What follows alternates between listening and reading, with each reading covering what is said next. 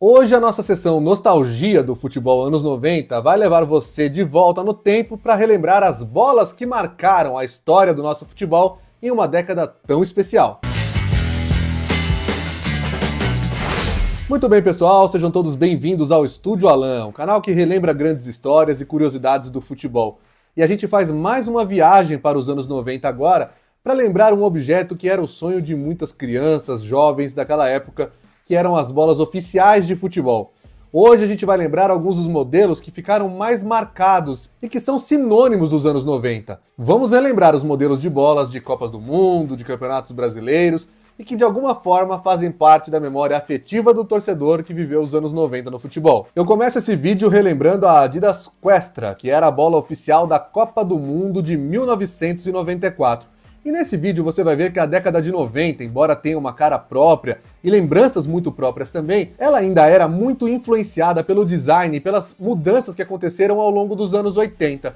E a bola da Copa do Mundo de 94 ainda trazia muito do que era a Tango, a bola que a Adidas fez a partir da Copa do Mundo de 78 e que foi também usada em 82. A Questra era diferente, ela tinha elementos de decoração que lembravam um pouco os Estados Unidos, porque era a bola oficial de uma Copa do Mundo realizada lá. Mas esse estilo de desenho aqui, ó, era o mesmo desde as Copas do Mundo de 78, 82, mais ou menos nessa linha também foi feita de 86. E naquela época já estava começando a ser colocado em prática o movimento da Adidas de mudar um pouco o design para as outras competições, sem precisar alterar tanto a bola. A Questra, que era a bola eternizada pelo Roberto Baggio, chutando ela para a lua e fazendo do Brasil tetracampeão mundial, aqui estou em homenagem ao Roberto Baggio, inclusive por isso, teve uma adaptação no desenho e passou a se chamar Questra Europa para a disputa da Eurocopa de 1996.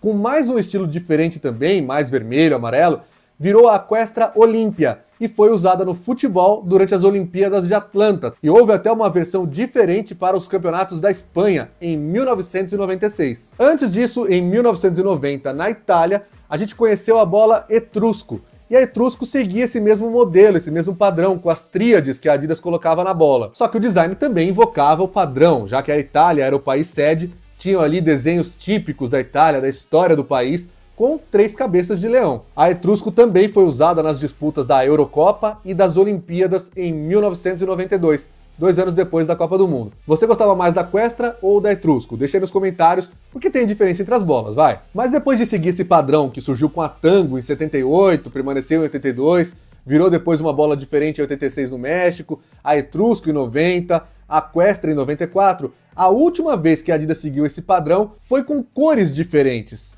Já que ela estava aprendendo a colocar cores nas versões diferentes da Questra na Eurocopa e nas Olimpíadas de 96, por que não fazer uma bola que saísse do tradicional preto e branco para a Copa do Mundo de 98 na França? E por que não colocar as cores que remetiam ao país sede da Copa? E foi assim que aquela bola, a chamada Tricolore, virou azul, branca e vermelho, naqueles gominhos desenhados com o mesmo padrão das tríades da Adidas. Dizem que aquele desenho as pessoas conseguem ver até o galo francês, que é um símbolo nacional, símbolo também da federação, da seleção francesa, mas olha a imagem aí e vê se você consegue enxergar algum galo desenhado ali. Eu não enxerguei. Foi só na Copa do Mundo seguinte, em 2002, que esse padrão foi abandonado pela Adidas, a bola que marcou o nosso pentacampeonato, e era completamente diferente em desenho. Voltando aqui para o Brasil, a bola que talvez seja a mais marcante do futebol nacional era fabricada pela Pênalti, que tinha aqueles gominhos diferentes, sei lá, eram triângulos, eu não consigo bem descrever como eram, você tá vendo aí na imagem agora, mas era sinônimo de grandes competições. Era a bola oficial do Campeonato Paulista, foi usada na Libertadores da América, os títulos do Grêmio em 95, do Cruzeiro em 97, do Vasco em 98 e do Palmeiras em 99 foram com essa bola. Ela foi se expandindo tanto que levou o nome, né? Pênalti Brasil, Pênalti Américas. Era uma fase realmente de muito crescimento da Pênalti no fornecimento de bolas oficiais de futebol. Essa bola tinha surgido no final dos anos 80 como parte da linha Pro. Eu achei inclusive uma propaganda que eles publicaram na revista Placar com toda a linha que tinha da Pênalti naquela época. E essa bola, a Pro, ela era comercializada e anunciada com um modelo que era de couro e costurada à mão. O modelo seguinte, lançado em 1998 e feito especialmente para o torneio Rio-São Paulo e para o Campeonato Paulista, se chamava Pênalti World, ou Pênalti Mundo. Tinha a Pênalti Brasil, a Pênalti Américas, então vinha a Pênalti Mundo também. E ela era completamente inovadora, porque ela rompia com o formato tradicional, que vinha até então das bolas com 32 gomos, passava a ter 12, 20 a menos que as bolas tradicionais, e logo foi rejeitada pelos jogadores, especialmente pelos goleiros, que diziam que ela era muito imprevisível. Alguns jogadores também reclamavam, diziam que não dava mais para colocar efeito como eles estavam acostumados a fazer, que ela fazia curvas por conta própria, enfim, aquela reclamação que era básica dos anos 90. Se você viveu aquela década e também o começo dos anos 2000, sabe quantos jogadores reclamavam das bolas todas as vezes que alguma coisa mudava nos campeonatos. A primeira versão era bem rústica, ela ainda era costurada à mão. A pênalti informava inclusive que esse trabalho era feito por detentos que estavam ali tentando diminuir a pena e que ganhavam um salário mínimo para fazer isso também. Mas o fato é que a bola foi tão rejeitada que ela foi vetada no Campeonato Paulista a partir do momento em que os grandes entraram na disputa no começo de março daquele ano. E aí não teve jeito, a bola da pênalti tradicional, com os 32 gomos, aquele desenho característico dos anos 90, voltou a ser utilizada no Campeonato Paulista. Mas a pênalti não desistiu, desenvolveu mais o seu modelo World com 12 gomos e ela chegou a ser inclusive bola oficial da Libertadores da América. A gente vê imagens de 2001, quando o Palmeiras chegou à semifinal contra o Boca Juniors, que era essa bola com 12 gomos usada na competição continental. Quem viveu os anos 90 com certeza teve vontade de ter também a Topper Seleção. Era uma bola que surgiu e ficou muito mais famosa, é verdade, nos anos 80, mas ela até hoje é sinônimo de anos 90 também. Tanto que quando ela foi relançada pela Topper, ela chama 90S. Nos anos 80, a Topper dominava o mercado nacional com as competições daqui sempre usando essa bola. Inclusive a Copa União de 87, o Clube dos 13 escolheu usar a bola da Topper. E ela era inconfundível, né? Só alguns gomos eram pintados de preto. E de um jeito, nos cantos, que apenas ficava um círculo branco, como se fosse uma bola branca desenhada dentro daquele gomo. A Topper nos anos 80 era a fornecedora de material da seleção brasileira, que jogou com essa marca em 82, em 86 e também em 90, e até por isso a bola se chamava Seleção. O eterno gol do Tupanzinho, que deu o primeiro título nacional da história do Corinthians na final do Brasileirão de 90 contra o São Paulo, foi marcado usando uma bola Topper Seleção. O São Paulo também foi campeão brasileiro contra o Bragantino no ano seguinte, usando essa bola tão especial. A última vez em que ela apareceu no Campeonato Brasileiro foi no título do Flamengo, no Clássico Carioca da final de 92 contra o Botafogo. Tudo isso porque naquela época era a bola que tinha, eram os acordos que tinham, a maioria dos clubes usavam as bolas da Topper, só que em 93 a CBF passou a ter um contrato exclusivo de fornecimento das bolas do Campeonato Brasileiro. E é aí que surge a bola de uma marca que sabia usar o seu próprio logotipo como a identidade visual da redonda.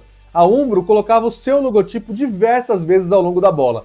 Primeiro em preto e branco, no modelo que estreou no Campeonato Brasileiro de 93, vencido pelo Palmeiras contra o Vitória na final, disputada no Morumbi. O Palmeiras foi campeão de novo usando essa bola em 94 no clássico contra o Corinthians. Só que o modelo que eu considero mais clássico, porque é o que a CBF usava no Campeonato Brasileiro quando eu comecei a ver futebol em 97, e estava em prática desde 95 com o título do Botafogo, esteve no título do Grêmio no Brasileirão de 96, e também foi usada no título do Vasco em 97, era uma versão com os logotipos da Umbro em amarelo. Em 98, quando o Corinthians foi campeão brasileiro contra o Cruzeiro na final do Morumbi, já tinham voltado a usar um modelo preto e branco. Mas ali a Umbro já estava se despedindo. Assim como aconteceu com a camisa da seleção brasileira, a CBF só esperou o contrato com a Umbro acabar e fez um acordo com a Nike. Você gostava dessa bola da Umbro? Você prefere a versão preto e branca ou a versão com os logotipos amarelos? Deixa aí nos comentários. E se a Umbro usava o seu próprio logotipo como a identidade visual da bola, repetindo ele diversas vezes, quem também fazia isso, mas de uma maneira diferente, era a Nike. Basicamente, a primeira bola que chegou aqui no Campeonato Brasileiro de 99 era uma bola com todos os gomos brancos e um logotipo enorme da Nike.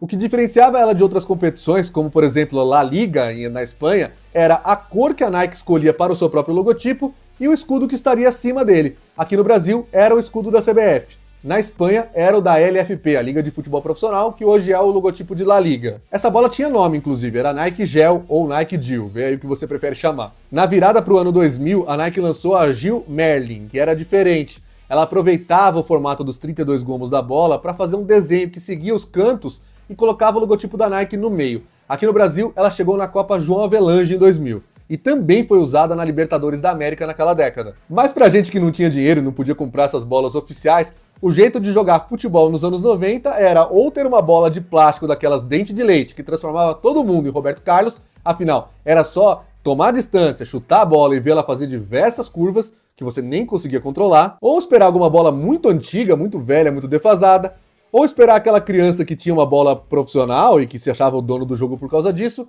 ou ainda uma bola que fazia muito sucesso nos anos 90. Você se lembra de uma bola de futebol que surgia sempre que tinha Copa do Mundo?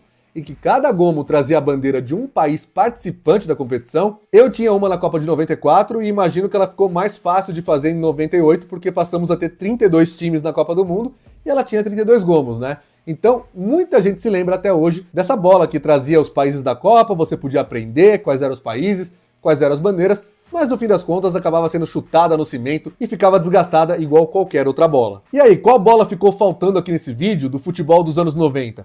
Merece uma parte 2? Ou podemos passar para os anos 2000 e lembrar os modelos de bolas de futebol das Copas, dos campeonatos do Brasil e da Europa e que fizeram história na primeira década do século XXI? Deixa aí nos comentários, eu te espero no próximo vídeo, não se esqueça de deixar o seu like, se inscrever no canal. Esse é o Estúdio Alan, Esporte é a Nossa História.